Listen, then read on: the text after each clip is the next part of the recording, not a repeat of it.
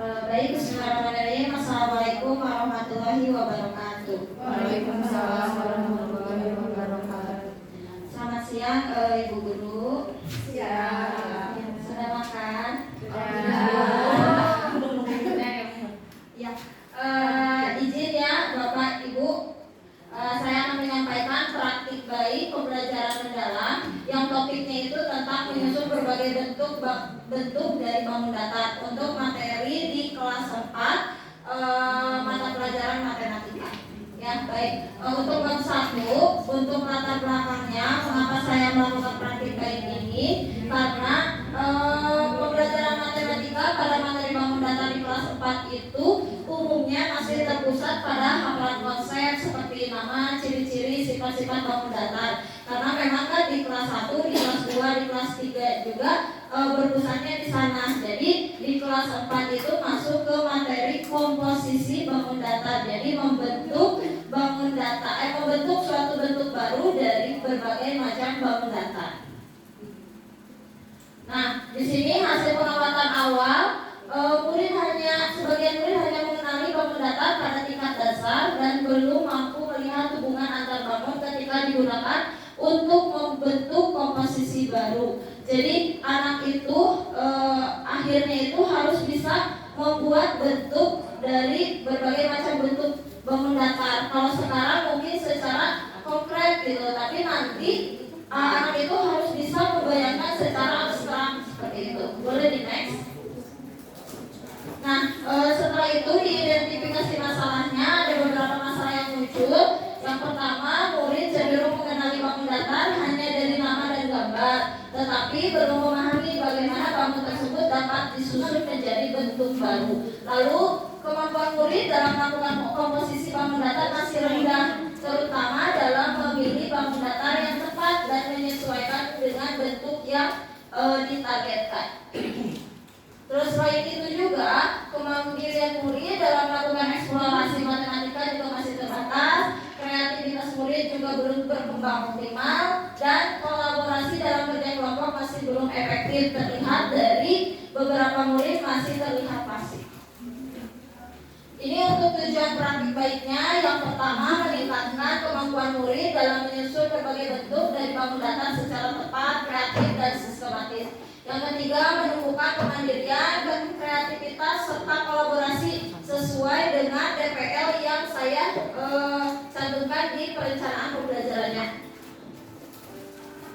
Selanjutnya, mewujudkan pembelajaran matematika yang berkesadaran, bermakna, dan menggembirakan. Yang kelima, memastikan pembelajaran mendalam yang berdampak terhadap kemampuan berpikir visual. Nah, ini untuk bab 2 dimulai dari situasi. Sebelum praktik baik ini dilaksanakan, saya sebagai guru menemukan beberapa permasalahan. Di antaranya, murid masih kebingungan ketika diminta menyusun bangun datar sederhana menjadi bentuk tertentu. Selain itu juga banyak murid yang menyusun bentuk barunya itu masih secara acak gitu. Jadi ketika diminta membentuk suatu bentuk, anak itu acak saja dan belum bisa menjelaskan bentuk apa yang dia buat atau yang dia susun seperti itu. Nah, untuk tantangannya, tantangan utamanya adalah praktik baik ini adalah bagaimana menghadirkan pembelajaran komposisi bangun datar yang lebih bermakna dan tidak hanya berfokus pada hafalan konsep. Situasinya, murid masih kesulitan memahami bahwa bangun datar dapat dibuat menjadi bentuk baru. Selanjutnya, actionnya atau tindakannya, saya mengambil dari pengalaman belajar pembelajaran mendalam, mulai dari memahami, mengaplikasi, dan merefleksi. Nah, di kegiatan memahami ini, intinya itu yang pertama itu saya melakukan asesmen awal dengan anak-anak itu tahu berbagai bentuk, mengulas kembali mengenai bentuk bangun datar itu ada apa saja dan ciri-cirinya dan sebagainya. Lalu untuk kegiatan surface learningnya, di kegiatan memahami itu anak-anak menonton video mengenai tentang komposisi bangun datar. Terus setelah kegiatan itu dibiasakan untuk melakukan refleksi seperti pertanyaan bangun datar apa saja yang kamu gunakan, apa kesulitannya, dan bentuk lain apa yang mungkin bisa dibuat. Setelah menonton video itu anak-anak juga membuat bentuk bangun datar baru dari susunan bangun datar yang lain.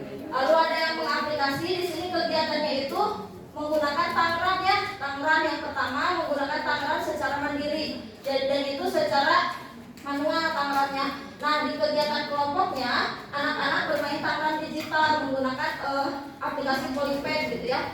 Di sana menggunakan gawai dan ini sistemnya kuis, siapa cepat, siapa yang bisa menyelesaikan suatu bentuk dengan cepat itu pemenangnya, seperti itu. Dan merefleksi seperti biasa anak-anak diberikan pertanyaan pemantik ya. Nah, ini untuk hasilnya. Hasil belajar muridnya itu diantaranya murid mampu menyusun bentuk dengan benar dan tepat, terus murid juga mampu menjelaskan prosesnya, terus murid juga mampu menjelaskan bangun datar apa yang digunakan untuk menyusun bentuk tertentu. Ada juga hasil dari dampak terhadap sikap dan perilakunya. Murid lebih percaya diri, murid lebih antusias ketika belajar, terus kolaborasi secara kelompok juga lebih meningkat. Terus ada dampak terhadap proses pembelajaran. Pembelajaran menjadi lebih aktif, terus penerapan RME juga membantu murid memahami matematika secara bertahap dari konkret ke abstrak. Nah, untuk kesimpulannya, praktik ini membuktikan bahwa pembelajaran matematika melalui pendekatan RME dan permainan Tangram baik secara manual maupun digital mampu meningkatkan kemampuan murid dalam menyusun komposisi bangun datar. Adapun sarannya, guru perlu memperbanyak variasi bentuk Tangram dengan tingkat kesulitan untuk menantang murid, karena seperti di Polypad saja itu ada Tangramnya itu hanya bisa diputar-putar, tetapi ada juga di aplikasi lain itu bisa dirotasi, bisa dalam bentuk cermin gitu. Jadi itu tingkat kesulitannya lebih tinggi. Selanjutnya, nah ini untuk kegiatan dokumentasinya. Selanjutnya,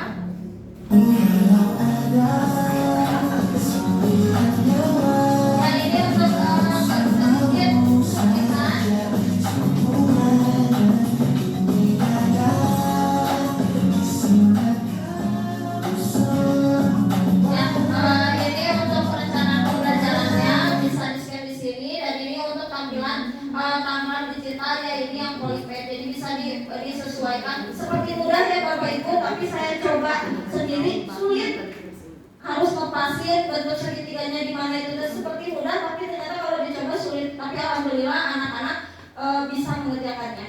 Seperti itu ya. Terima kasih atas perhatiannya. Assalamualaikum warahmatullahi wabarakatuh.